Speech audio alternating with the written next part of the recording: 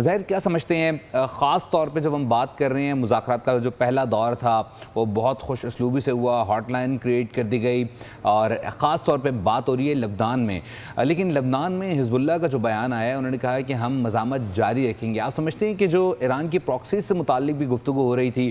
جس طریقے سے کافی حد تک امریکہ نے ایران کے مذاکرات پہ چیزیں مانی ہیں، تو کیا ایران بھی جو پراکسیز سے متعلق اس کی گفتگو ہو رہی ہے وہ اس کے اوپر تھوڑا کمپرومائز کرے گا، جو مڈل ایسٹ ہے اس میں اپنا اثر و رسوخ ڈیفرنٹ طریقے سے اب لے کے آئے گا؟ دیکھیں بہت شکریہ۔ جیسے عبداللہ بھائی کو میں سن رہا تھا، ایک چیز ضرور تمہیں واضح کرنی چاہیے کہ اس وقت ایک نیا جو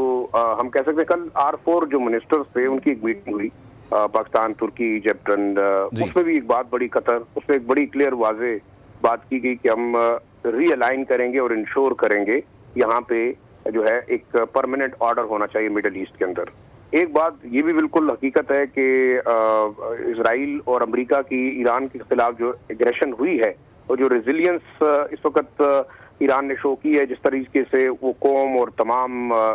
جو لوگ ہیں وہ کھڑے رہے ہیں، انہوں نے ایک کام ضرور کیا ہے کہ جو اسرائیل کے ایکسپینشنسٹ ڈیزائن سے بڑی حد تک جو ہے ان کو کاؤنٹر کیا ہے۔ کل بھی دیکھیں ایک اسرائیلی جو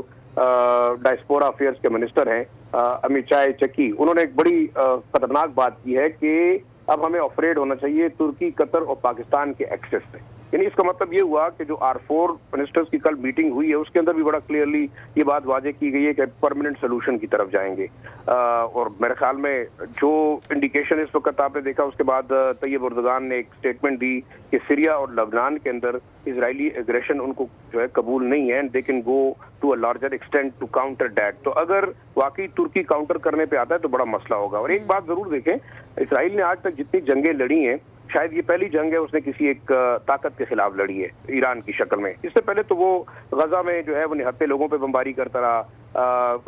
گولان کی پہاڑیوں پہ قبضہ کر لیا، سیرین بارڈر کے اوپر بم برسا دیے، لبنان کے اوپر حزب اللہ کے نام پہ انہوں نے سویلین آبادی اور بلڈنگز کو ٹارگٹ کر دیا۔ ایران بے شک ایک ٹیکٹک کھیل رہا ہے، لیکن میں یہ سمجھتا ہوں کہ جو شٹ اپ کال اس وقت آپ دیکھیں امریکن پالیسی میکرز کی جانب سے آئی ہے، بے شک اس وقت جو اسرائیلی لابی ہے، زائنسٹ لابی ہے،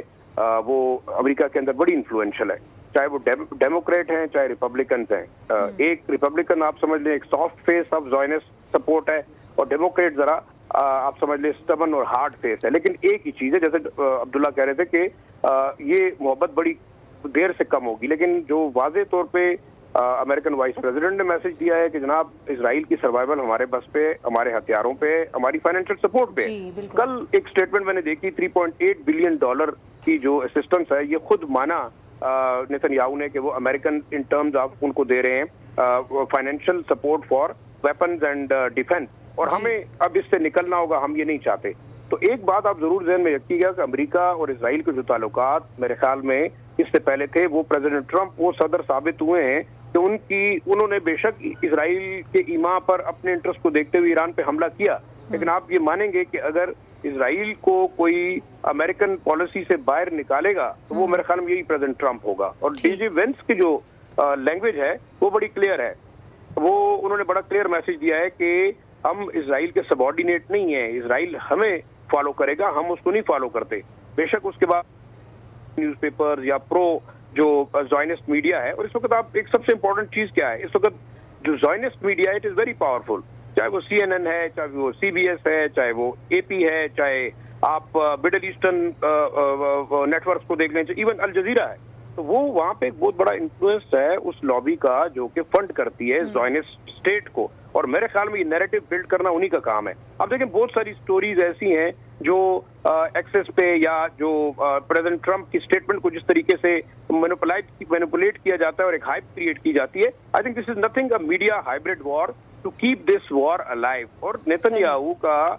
سب سے بڑا فائدہ اس جنگ کو کنٹینیو کرنے میں ہے، انارکی کریٹ کرنے میں ہے، ادروائز تو میرے خیال میں اوپنلی دیکھ لیں جس طریقے سے حیفا اور تل ابیب میں پروٹیسٹ ہو رہے ہیں اسرائیل کے خلاف کہ you are a loser now you must go back, تو کوئی نیریٹو اب نیتن یاہو کے پاس نہیں بچا جو بار بار وہ یہ کہتا رہا ہے کہ اس نے اسرائیل کو بچایا ہے۔ ایرانی